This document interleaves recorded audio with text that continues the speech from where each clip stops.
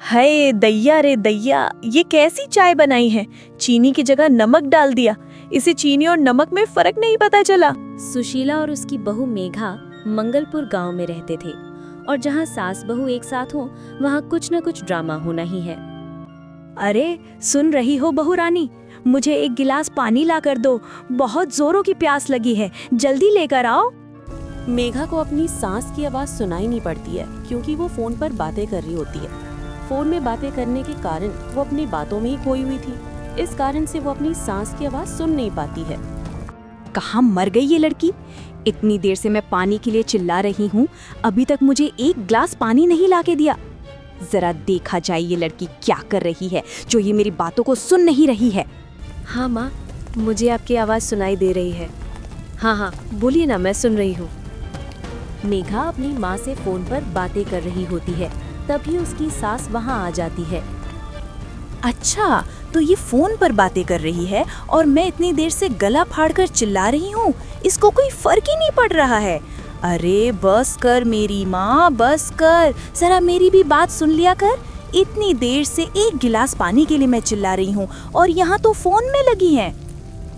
वो माँ जी, मेरी माँ का फोन आया था तो उन्हीं से बातें कर रही थी, उसी में शायद मुझे आपकी आवाज़ सुनाई नहीं दी। हाँ, कर ले बातें जहाँ पर है। वहाँ के लोगों की कोई फिक्र ही नहीं है, तुझे तो बस अपने घर की पड़ी है।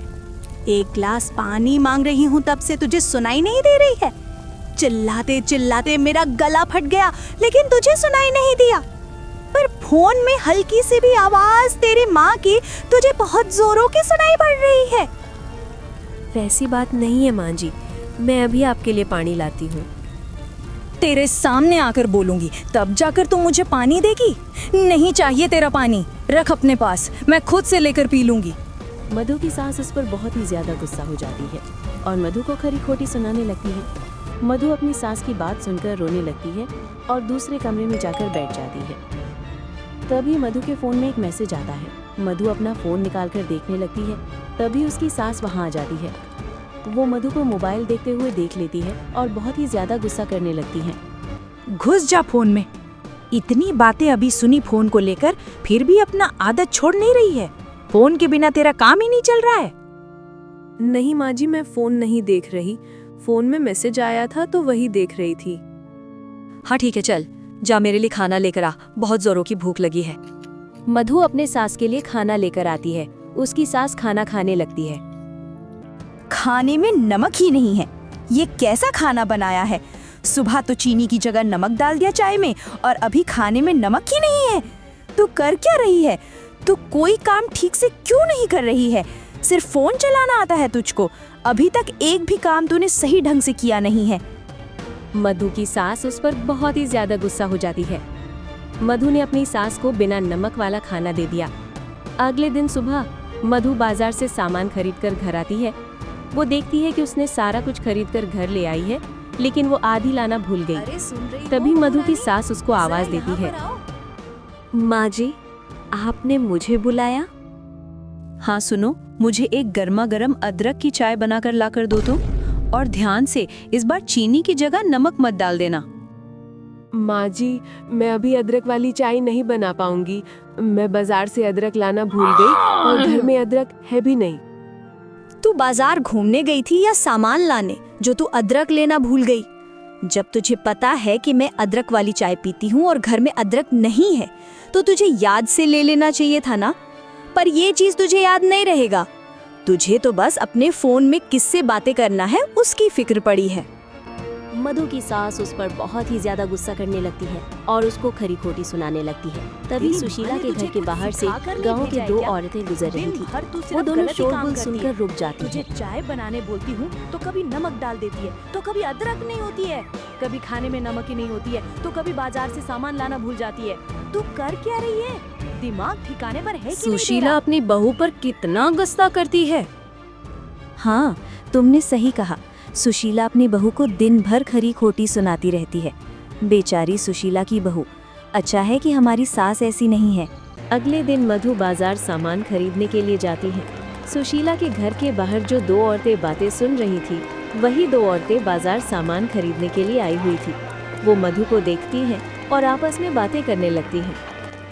वो देखो सुशीला की बहू, कल तो उसकी सास इस पर बहुत ही ज्यादा गुस्सा कर रही थी। हाँ, तुमने सही कहा। चलो जाकर इससे पूछते हैं क्यों इसकी सास इसको इतनी खरी खोटी सुना रही थी। वो दोनों औरतें मधु के पास जाकर उससे बातें करने लगती हैं।